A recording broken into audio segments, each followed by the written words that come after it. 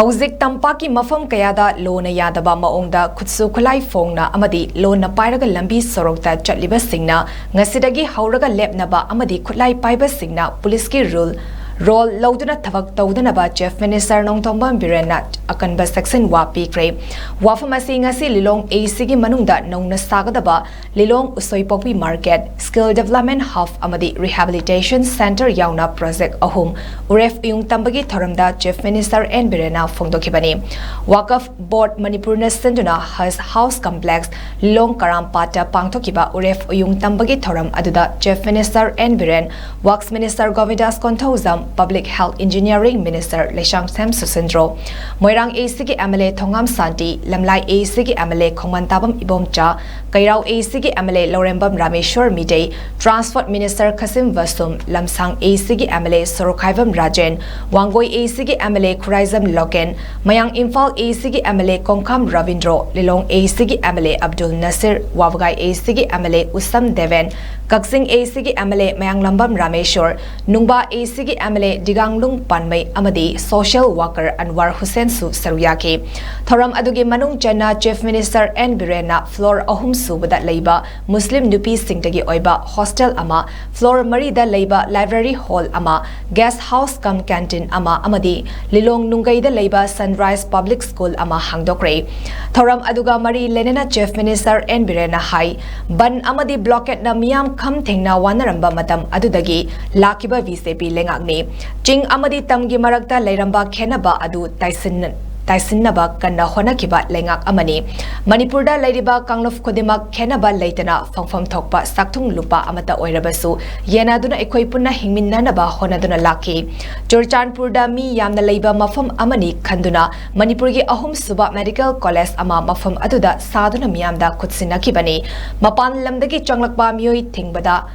Miyamna Sauriba Karigino, may Horol the Gay Leraklaba, Mui Amatada, Ngasi Fawa Lengak na Jatlo Havigi Wafam, Tamkiba Late, Jay Kuntragi Mamang da Leramba Lengak Aduna Ningtina Tabak Toram Daba Asina Ngasi Equina, Tengnariba Kudong Jadaba Sing Asi, Miyamna Tengnaribani, Jay Nimfu Leram Laba Lengak Nangasi Fawda Manipurgi Karamba Afaba Tabak Toram Labagay, Border Fencing Ningtina Tanande, Manipurda Anoba Kunkaya Song Torakpa Asira, Makugi Afaba Tabak Sing, Manipurgi Miyam Amadi Leva Asi Kanaba Honabada Tawai Takiba Yai Adubu, Hauzik Tengnariba Lan Asi Manipur Lengakani, Sambalda Famlaga Wangang Banadi, Kaidongaida, Mai Pakpangamloi, BJP Lengak Lakpadagi Manipurda War on Drugs Ke Kongjang Kaya, Sangsintuna Lakli, Umang Wamang Koktokuna Mahusagi Kalkainaba Honarakliba, Masakang Daba, Mapan Lamdaki Changlakpa Mui Signa, Anoba Kunkaya Chongtorakpa Ase, Matam Kuding Magta Lengak na ating bat Tamgani Hainasu, CM BIREN na Fongdoki.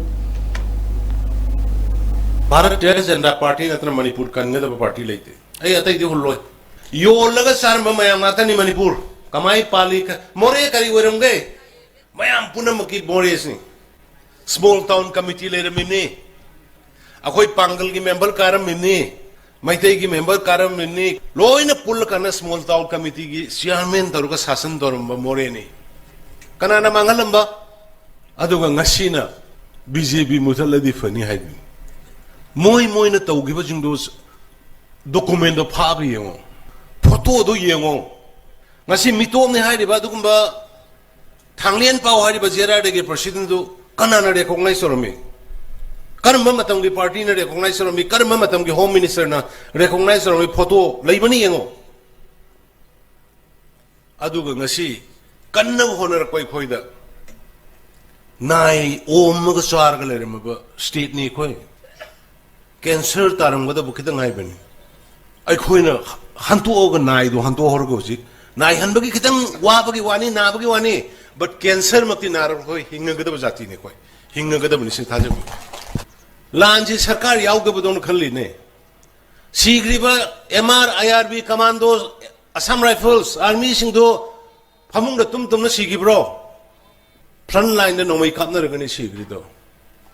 सरकार की मोह सिलगनी थेंगनरी Balan ma'am दो अदुना ngasi ai ma'am दा मणिपुर की ma'am दा appeal में तौजरी वारी साबा पीस टॉक ता लेबा ओइगेरा पीस टॉक लेतबदा ओइगेरा अम्मा ओइगेरा सोरोक लमजाव दा खुलाई पायरगा यूनिफॉर्म सेलगा सटलिबा आईन यादबसिंग पुलिस कॉन्स्टिट्यूशन पीरिबा कॉन्स्टिट्यूशन हापिबा फोर्सिंग नतबा मदु ngasiदगी लेपियो नत्रगदी गवर्नमेंट की अकनबा एक्शन लॉ की मतुंग इन कोई लौगनी अमना पुलिस की थबक बहुत सिलग तौरकनु ड्रग चाब फागेरा पार्लर फागेरा गाड़ी थुरा लंबगी फागेरा गाड़ी थौबगी फागेरा पैसा खारमबगी फागेरा नोई लैकाई प्रजा न थेंगरगा पुलिस ता सिनबदी याय नोई न नखुना पायरगा मीबु फूबा हाटपा दंदी तौबसे मधु मसु अखोई गवर्नमेंट मधु कोई साइलेंट स्पेक्टेकल ओइना येंगागा लेरोय